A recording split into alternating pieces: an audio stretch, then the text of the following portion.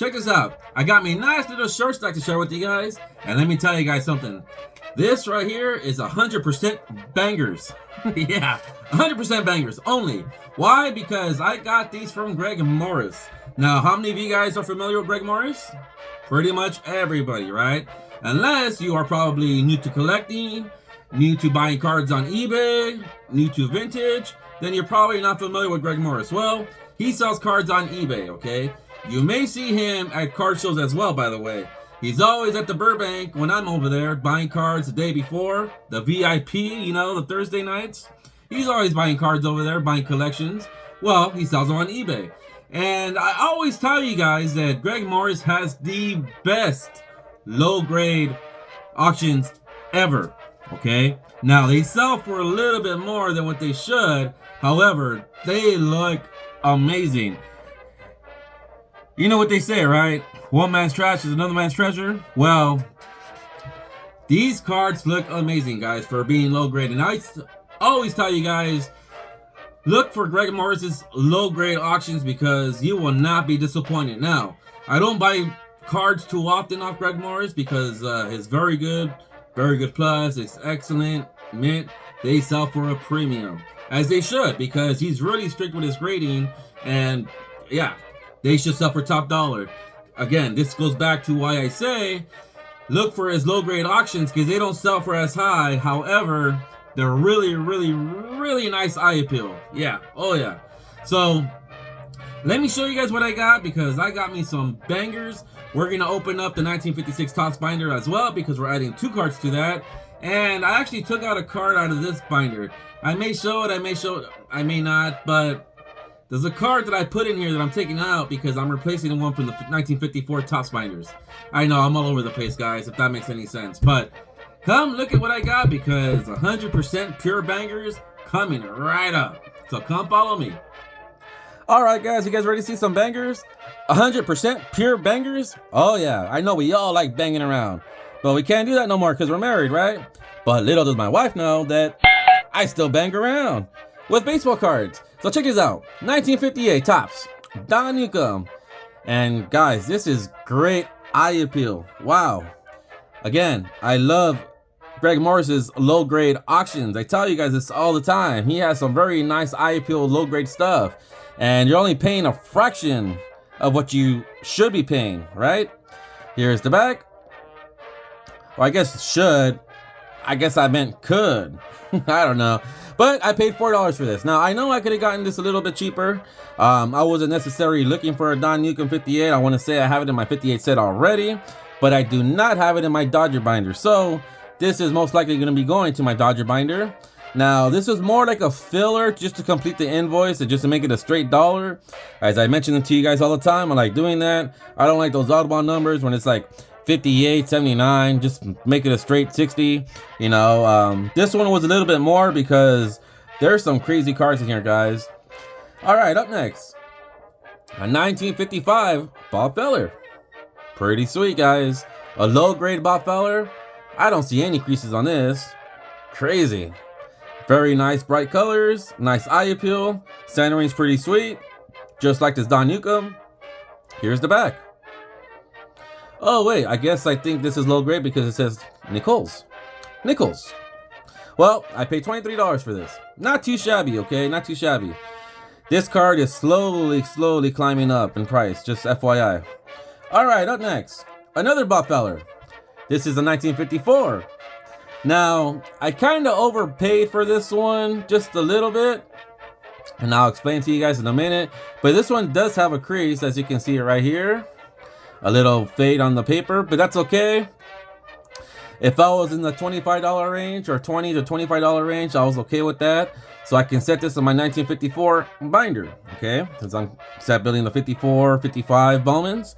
Pretty much all the Bowmans, for the most part. However, a few weeks later, you know, this is going to be a spoiler alert, I came across another 1954 Bob Feller. And it looks a lot nicer than this one, which is okay, because this is going to be in my 54 Bowman binder. The nicer looking copy is actually going to be in my Cooperstown binder, you know, with the, what is this, Card Saver. And I got it a lot cheaper than $25. So I kind of overpaid for this one, but hey, that's okay because I got me a nice little lot off of them. And again, you know, just a straight invoice. I finally got this card again, guys. The 1958 Roger Maris. I've owned this card like the 20th time. Yeah, for reals, guys. I've had this card so many times.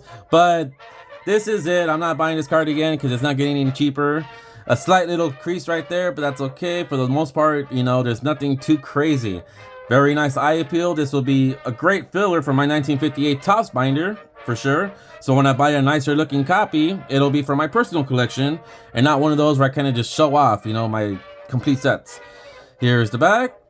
A little stain back here, but for the most part, nothing too crazy. And check this out, $112. That's actually not that bad. Have you guys seen what low grade Roger Maris's rookie cards are going for? Yeah, you know, sometimes even in the 150 mark. Now, if they're even worse looking than this, I'm sure you can get them for $70, $80, $90. But a nice little copy with nice eye appeal for 112 bucks, I'm definitely okay with that. All right, up next, I'm adding 2 cards to my 1956 Topps binders. So we're knocking out a number of Elston Howard, finally. I was actually looking for this card originally until I found out that Greg Morris had this on auction, which inspired me to look through his other auctions. So it was because I was looking for an Elston Howard the reason why I came across all these cards. Well, I paid $10 for this, okay? That's probably the cheapest I'm gonna find an Elston Howard 1956 because they're not cheap.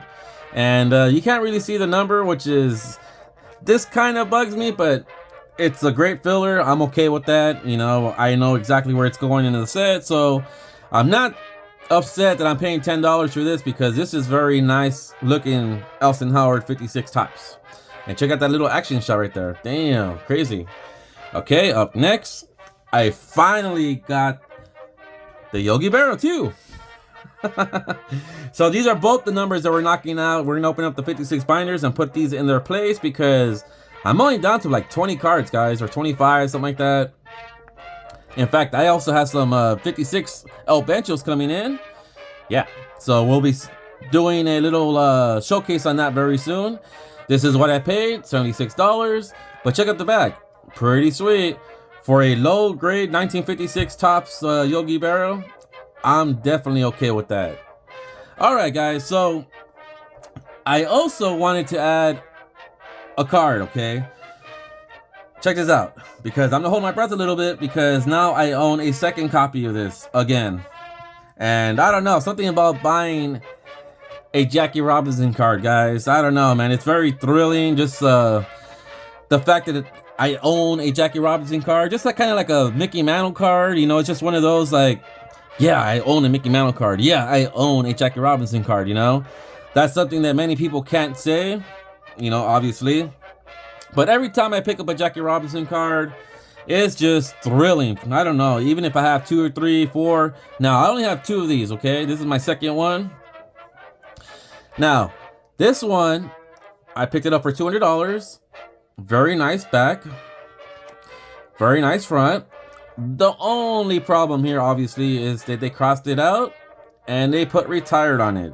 Now, I don't want to keep my better copy 54 Robinson in my 54 Topps set, so I took it out. I put it in its own card saver, and this is actually going back into my Cooperstown. That's where I put this. You know, I bought those 4 pocket pages just for cards like this.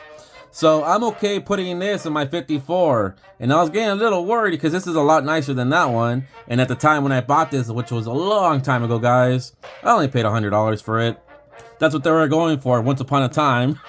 Not no more. Now, you can get yourself a nice low-grade copy for about $200. Or if you want a nice graded one, like a 2, 3, 4, 5, whatever, you're going to pay a lot more. Trust me. So, I always tell you guys, Greg Morris has some nice low-grade auctions, guys, because check these out. They're all very nice looking. All of them. The Yogi, well, the Roger, the Bobby, the other Bobby, the Donnie, and then the Howard. Oh, wait. Let's open up the 1956 binder real quick. Alright guys, so let's open the 1956 Topps binder real quick so we can add these two little stud muffins in there and put them in their place so they can stay there forever. For the most part, or at least as long as I'm alive. Now, a quick little rummage. This is where I'm at. I believe I need about 25 cards. However, I do have a handful of El Benchos coming in the mail. They haven't arrived yet, so as the time of this recording, I need about 25 cards, okay?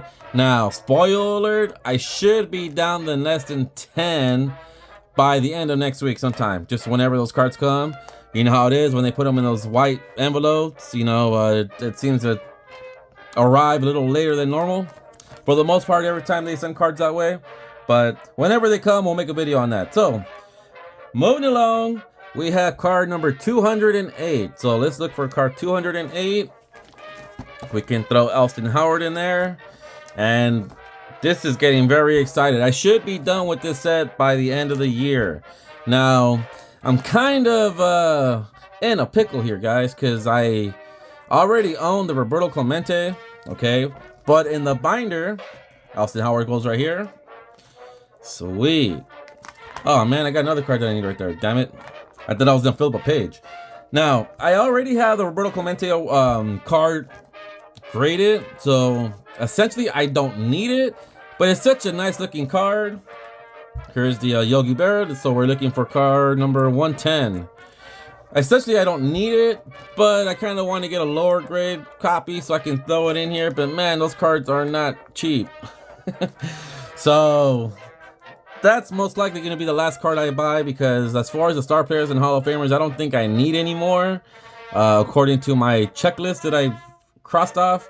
But we'll find out when I open up the book and I start crossing out numbers. Okay, so Yogi goes right here, right next to Edo Slaughter, right next to Eddie Matthews, the Boston Red Sox that has Ted Williams in here, and a couple of Benchos that, you know, retired really soon because they weren't that good. Okay, so Yogi, there you go, into your place. And we have a full page again. Sweet. This is getting very interesting, guys. Wow. I never thought I'd get this close on completing the set ever. The closest I've ever came across actually completing this at one time was, I think, about 30 cards. I'm surpassed that now. I should be less than 10 by next week. And there's nothing more satisfying than completing the set, guys. And completing the 52 set, now almost the 53. I'm very close with the 54 and 55. Nowhere near the 53. But that's where I stand so far. I hope you guys enjoyed that Greg Morris auctions, because his low grade stuff is amazing. You guys may want to go check it out. I'll see you guys all later. Toodles!